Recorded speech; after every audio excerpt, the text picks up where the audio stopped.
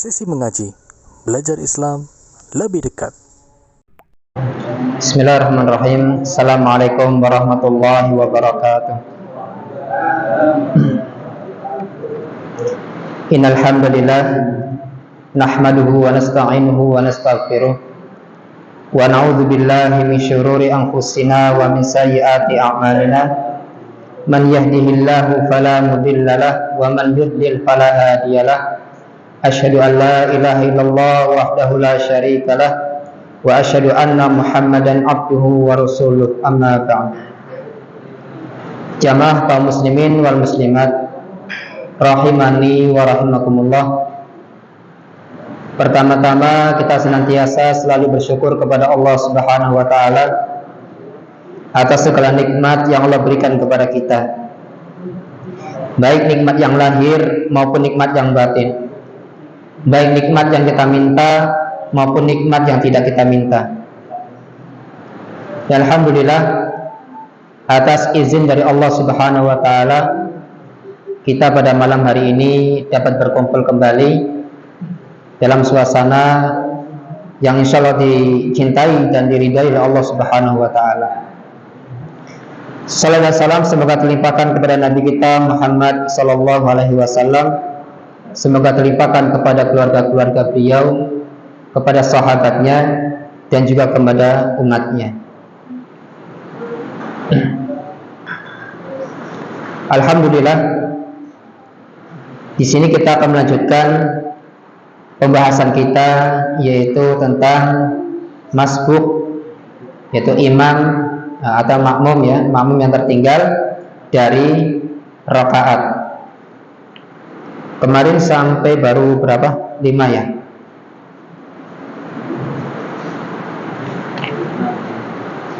6. 5 apa 6? Tidak boleh mengerjakan sholat sunnah ketika sholat wajib dimulai. Ini yang kemarin terakhir ya. Berarti yang kelima. Berarti ini yang keenam. Ya. Yang keenam di sini disebutkan oleh Syekh Abu Bakar Jabir Al-Jazairi, orang yang telah memulai sholat asar tetapi dia belum sholat zuhur. Ya. Di sini disebutkan, kata beliau, para ulama telah berbeda pendapat tentang ketentuan hukum orang yang belum sholat zuhur sementara dia telah memulai sholat asar. Ya. Jadi dia belum sholat zuhur tapi sudah masuk sholat asar. Ya. Kata beliau, apakah orang itu sholat bersama imam dengan niat sholat zuhur, kemudian setelah salam ia berdiri kembali dan menunaikan sholat asar, ya. Atau ia sholat bersama imam dengan niat sholat asar, kemudian setelah selesai ia berdiri kembali dan menunaikan sholat zuhur serta sholat asar secara berurutan dengan alasan memelihara urutan-urutan sholat. Gimana nih yang benar? Ya, ikut sholat asar bersama imam, setelah selesai baru dia nanti berdiri sholat zuhur, kemudian setelah sholat zuhur selesai dia sholat asar. Ya. Kita harus berurutan dalam waktu-waktu sholat. Ya. Jadi boleh ketika seseorang itu ikut bersama imam, dia niatnya sholat zuhur. Tapi kalau masih ada kira-kira jeda, ya, qomatnya kira-kira 10 menit, kayaknya dia sholat zuhur dulu, ya, sholat zuhur. Misalkan qomatnya 10 menit lagi, saya belum sholat zuhur nih, ya sholat zuhur nggak apa-apa. Kemudian setelah selesai nanti sholat asarnya bersama imam berjamaah, ya. Ini dalam rangka untuk memelihara urutan-urutan sholat, karena zuhur itu lebih diutamakan daripada asar, karena zuhur kemudian asar. Jika saja ada sabda Nabi sallallahu alaihi wasallam di sini, ya. Nabi mengatakan, "Fala takhtalifu 'alal imam." Janganlah kamu berbeda dengan imam. Dan di sini beliau menyebutkan tentunya melakukan salat bersama imam dengan niat salat zuhur itu lebih utama. Ya.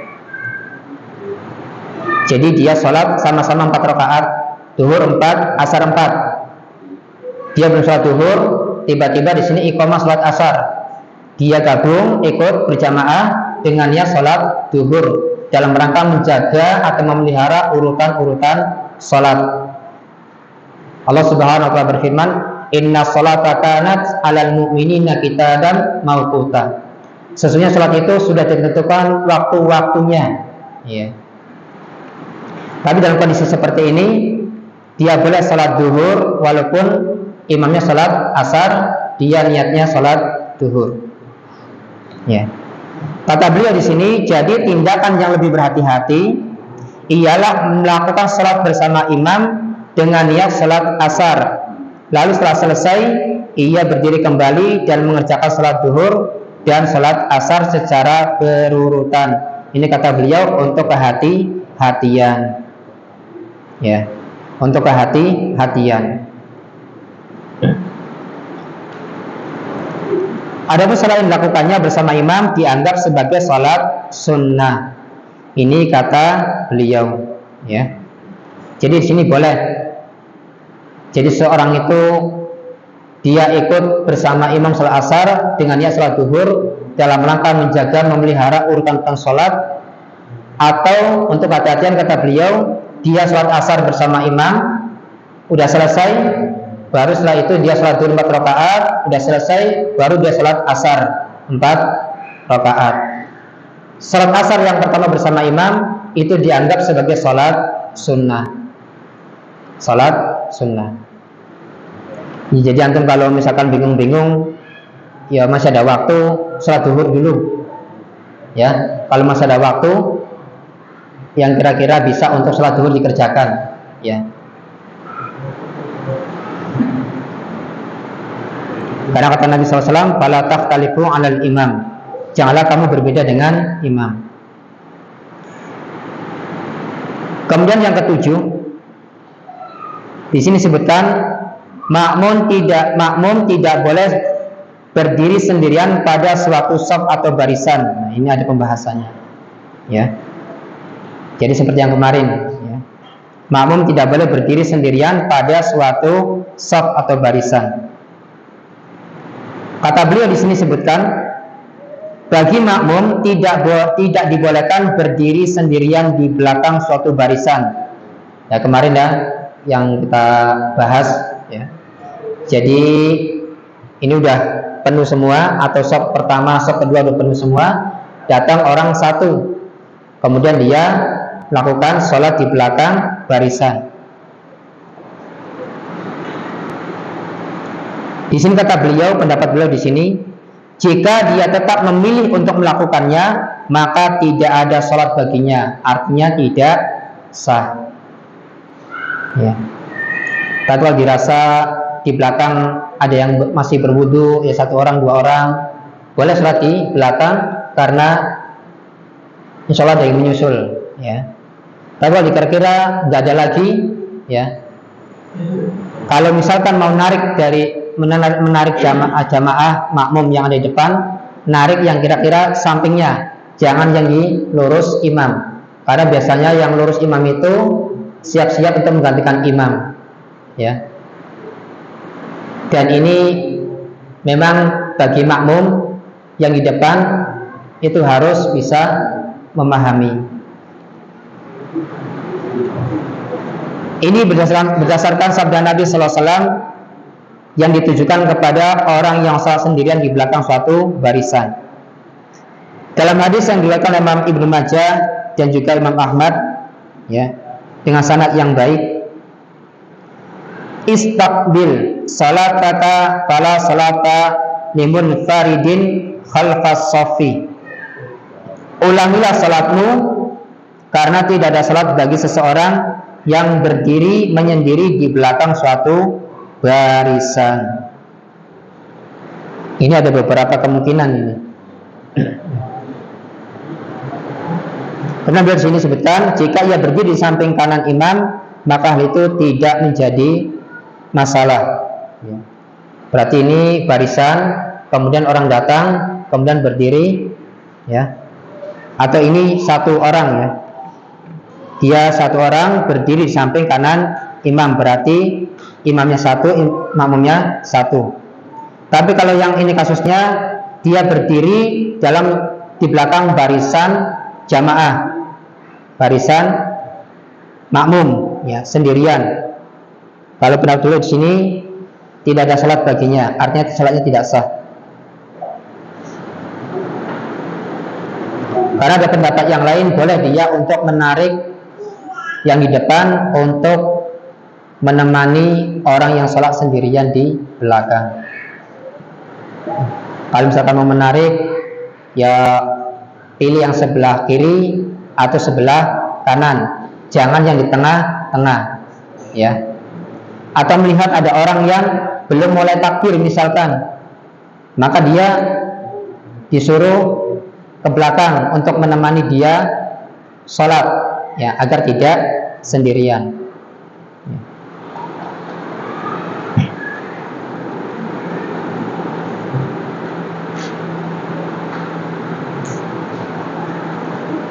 Ini pendapat beliau tentang orang yang berdiri sendirian pada suatu shaf atau barisan.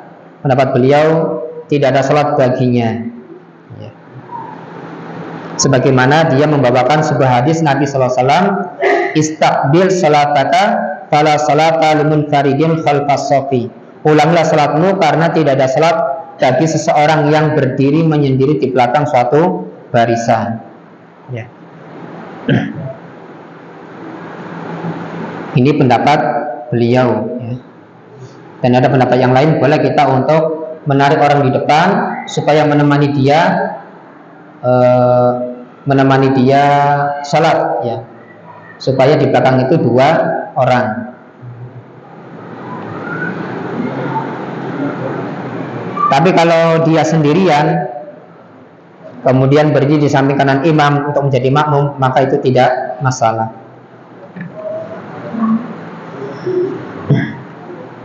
Kemudian yang ke-8, ini yang ke-8 yang terakhir ini, ya.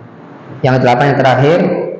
Nanti di sini ada pembahasan tentang adzan dan iqamah.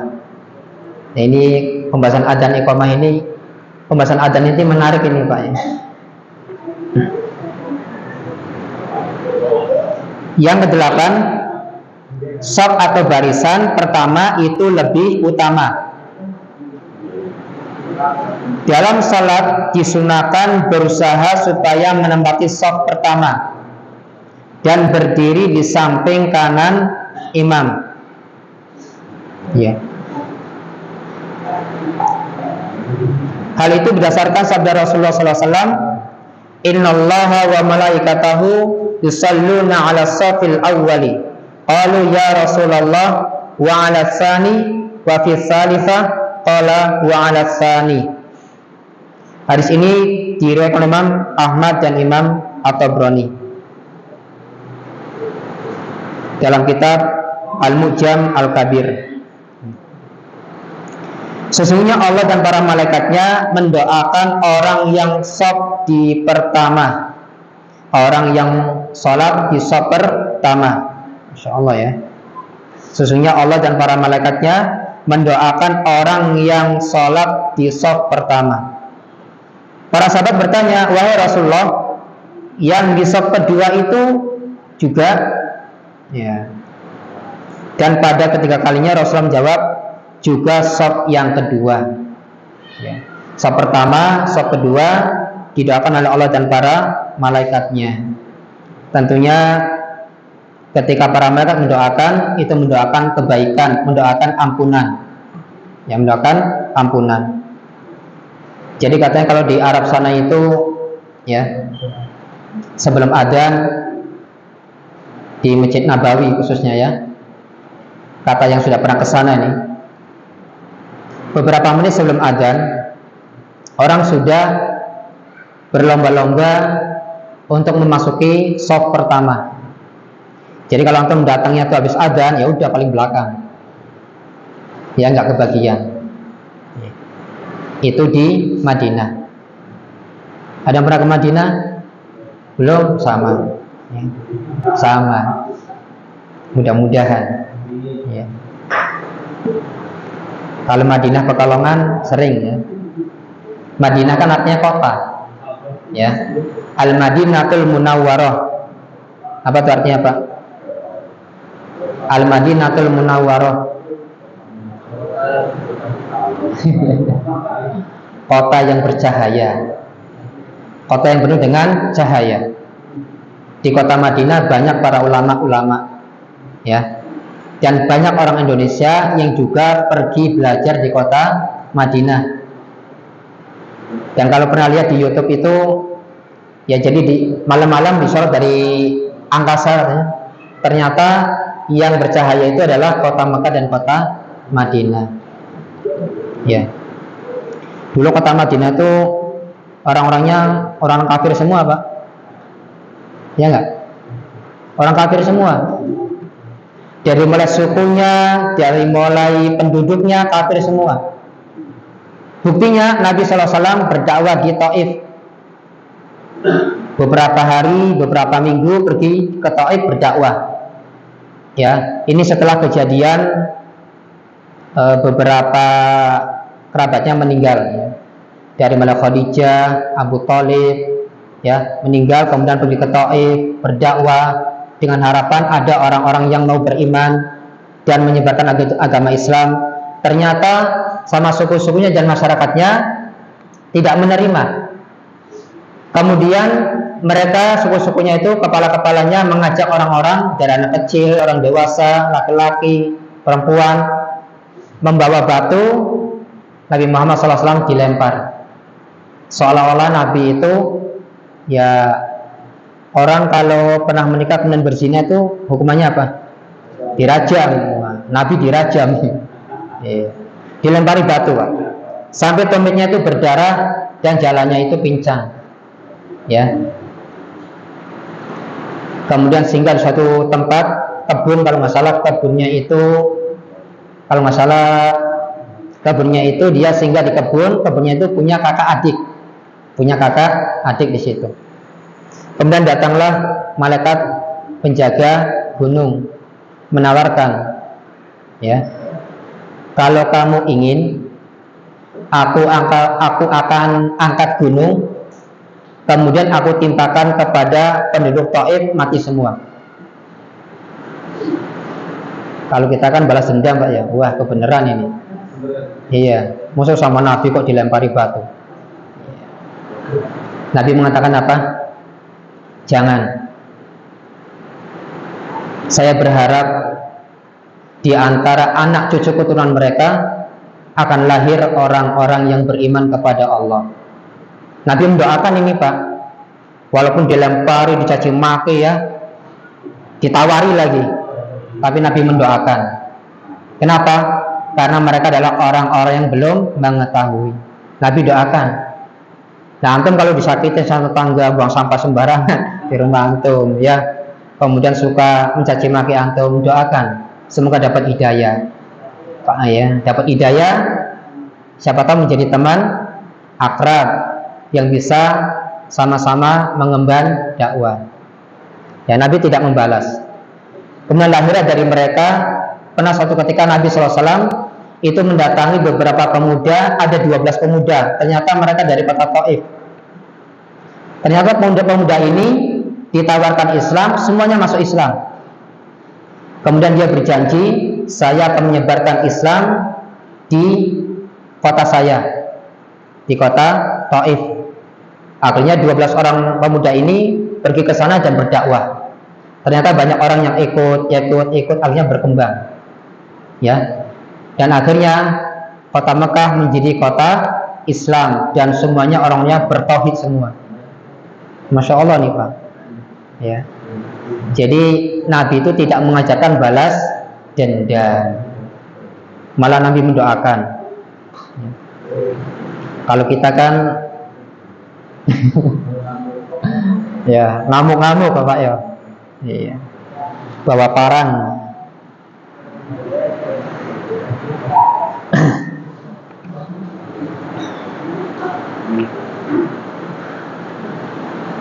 Menjadi sejarah ini. Nah, kota Madinah adalah kota yang penduduknya adalah orang-orang yang beriman kepada Allah Subhanahu wa taala. Dan Nabi sallallahu alaihi wasallam meninggal dikuburkan di kota Madinah. Kita lanjutkan. Nabi sallallahu alaihi wasallam bersabda, "Khairu sufufir rijali awwaluha wa syarruha akhiruha. Wa khairu sufufin nisa'i akhiruha wa syarruha awwaluha." Hadis ini diriwayatkan oleh Imam Muslim. Ya. Kata Nabi SAW, sebaik-baik shaf laki-laki adalah shaf pertama, dan seburuk-buruknya adalah shaf terakhir. Ini bagi laki-laki. Sedangkan sebaik-baik shaf wanita adalah shaf terakhir, dan seburuk-buruknya shaf para wanita adalah shaf yang pertama. Kalau sekarang ya seimbang, nah, laki-laki perempuan ya jejeran ya. Kemudian di depan imamnya kelihatan sama yang perempuan. Ya apa nggak malu ya jadi imam ya. Kecuali imamnya mata keranjang ya. Nah ini tentang shaf. Dan banyak ya ibu-ibu yang tidak terima ini kalau shafnya itu dirubah. Nah, ya. Dari dulu pria itu udah seperti ini nih posisi barisannya. Ya jadi tengah-tengah. Laki-laki ya di sebelah kanan, perempuan sebelah kiri. Jadi sama. Nah, mereka marah-marah. Itu di kampung saya sendiri, Pak. Ketika dirubah di belakang, beberapa emak-emak itu ya ngomel-ngomel. Akhirnya yang laki-laki kalah juga. Akhirnya berubah lagi, tengah-tengah lagi. Ya.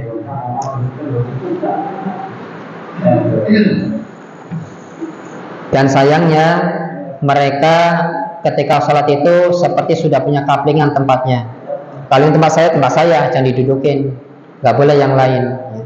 Ya kalau dia tempatnya dia di situ, ya berarti tiap bulan bayar ya, karena sudah kontrak di situ. Nah inilah beberapa kasus para wanita. Ya maklum mungkin mereka tidak paham. Kemudian sabda Rasulullah SAW, Innallaha wa malaikatahu yusalluna 'alal ladzina yusalluna 'ala mayaminis sufufi. Sesungguhnya Allah dan para malaikatnya mendoakan orang-orang yang menempati shaf-shaf di sebelah kanan. Ya. Di sebelah kanan.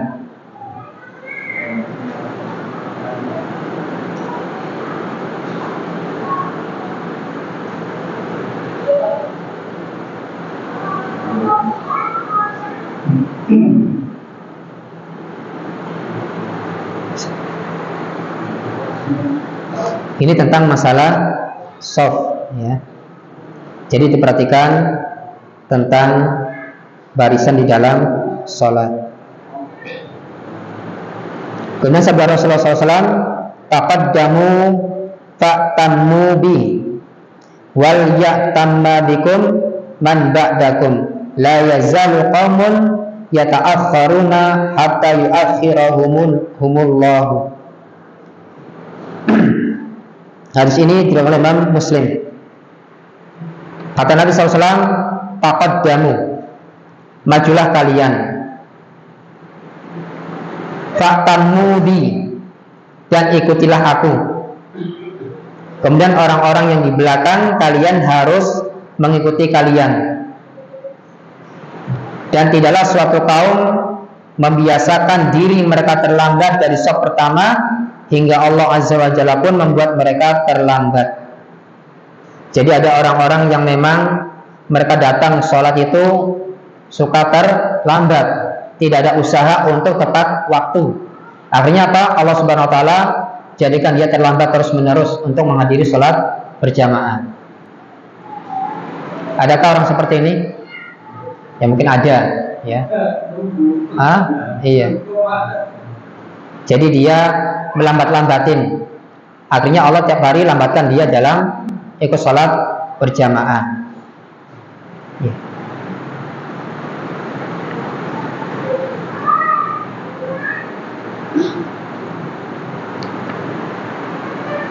Jadi jamaah sekalian rahimani wa rahimakumullah.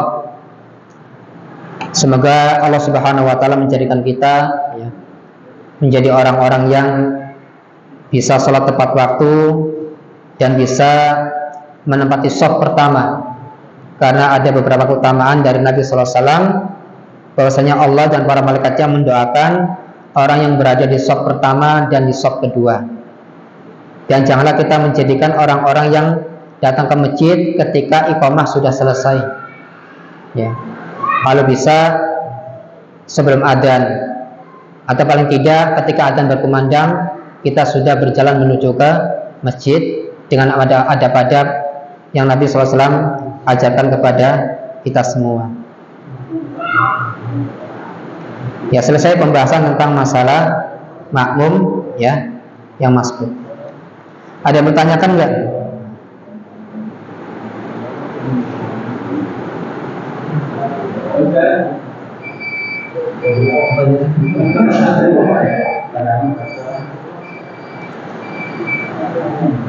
Sekarang apa nanti? Hah? Oh. Untuk yang tadi yang dihormati itu shot seandainya ini shot yang barisan depan sebelah kanan itu yang Iya, ini tapi ada beberapa penjelasan yang lain. Ketika orang itu baru datang, dia berada di tengah-tengah. Ya, Seandainya. Hanya satu shot saja, karena ini kekurangan jamaah, ini gesernya ke kanan atau ambil tengah apa? Kalau shot pertamanya hanya tidak penuh. Tidak penuh. Cuma tidak penuh. Ini ngambil tengah-tengah atau ke arah kanan, ambil ke kanan. Ininya nutup barisannya. Nutup barisannya. Ini cuma segini. Orang dari sini sana. Ini apa gambar tengah-tengah atau kita ke kanan? Ke kanan berarti Pak. Ke kanan. Masalahnya kalau ini kan kadang-kadang ada ambil tengah. Memang saya waktu itu kan ya yang di tengahnya udah. Berarti ngambil ke kanan. Ya kalau bisa seimbang.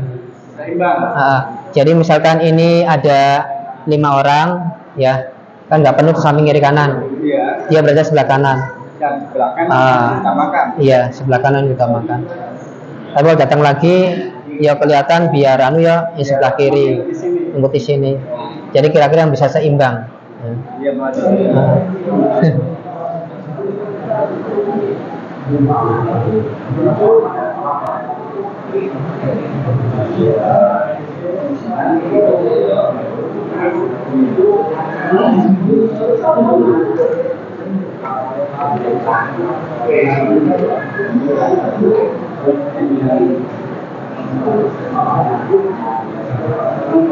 Kita sebutkan kita salat isya dulu. Kita tutup dengan doa kafaratul majelis. Subhanakallahumma bihamdika asyhadu an la ilaha illa anta astaghfiruka wa atubu ilaik. Assalamualaikum warahmatullahi wabarakatuh.